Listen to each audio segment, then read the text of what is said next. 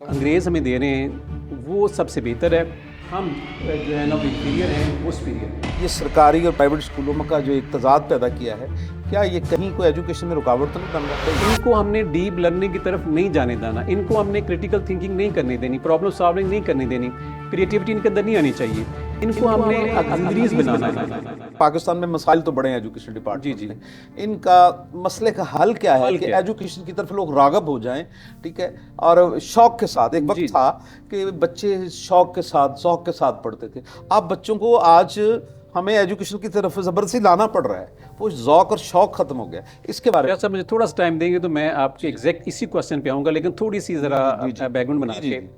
اب جب اس نے جو سسٹم بنایا اس کے 2-3 فیچرز میں قسم رکھنا چاہوں گا۔ اب اگر ہم چاہتے ہیں کہ سسٹم بہتر ہو جائے تو ہمیں ان کی ریورسل چاہیے ہوگی۔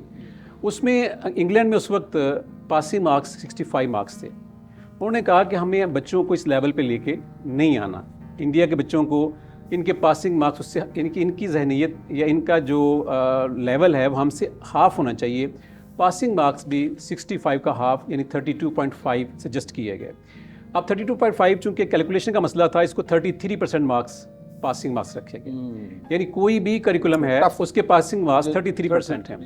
اچھا، اس کے بعد اگلی چیز آپ جانتے ہیں کہ بلوم ٹیکسانومی ہے یا سولو ٹیکسانومی، دونوں لرننگ جو کمپلیکسٹیز ہیں اس کے جو 5 لیول گنے جاتے ہیں، اس میں سے جو پہلے 2 یا 3 لیول ہیں وہ اسے ہم کہتے ہیں سرفس لرننگ، اور نیکسٹ جو 4th اور 5th لیول ہے اس کو ہم کہتے ہیں ڈیپ لرننگ۔ انہوں نے کہا کہ ان کو ہمیں سرفس لرننگ پہ رکھنا ہے، ان کو ہمیں روٹ لرننگ پہ رکھنا ہے، ان کو ہم نے ڈیپ لرننگ کی طرف نہیں جانے دینا، ان کو ہم نے کریٹیکل تھنکنگ نہیں کرنے دینی، پرابلم سالونگ نہیں کرنے دینی، کریٹیوٹی ان کے اندر نہیں آنی چاہیے، ان کو ہم نے ایکسلریز بنانا ہے۔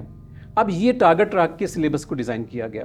اب آپ کا کوشچن تھا کہ اس کو بہتر کیسے کر سکتے ہیں۔ میں سمجھتا ہوں کہ اگر بہتر کرنا ہے تو اس کا ریورسل کرنا ہوگا، وہ نظام تعلیم لانا ہوگا جو آزاد قوموں کا نظام تعلیم ہے، وہ نظام تعلیم لانا ہوگا جو لیڈرز پیدا کر سکے۔ وہ لیڈرز مطلب صرف سیاسی لیڈر نہیں، وہ اگر سائنس میں تو سائنس میں بھی لیڈر ہوں، وہ اگر انجینئرنگ میں تو انجینئرنگ میں بھی لیڈرز ہوں، اگر وہ ڈاکٹر ہیں تو ڈاکٹری میں بھی لیڈر ہوں۔ یہاں پر میں حسین صاحب ایک نشاندہی کرنا چاہوں گا اپنے فوکس پر۔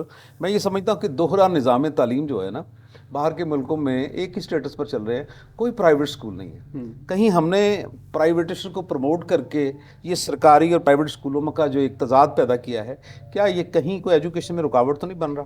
شاہ صاحب، اس میں میں سمجھتا ہوں کہ بالکل آپ کا بالکل صحیح آپ نے پوائنٹ آؤٹ کیا، لیکن میں سمجھتا اس سے بھی پہلے سب سے پہلے ہمیں سنگل نیشنل کریکولم کو امپلیمنٹ کرنا چاہیے۔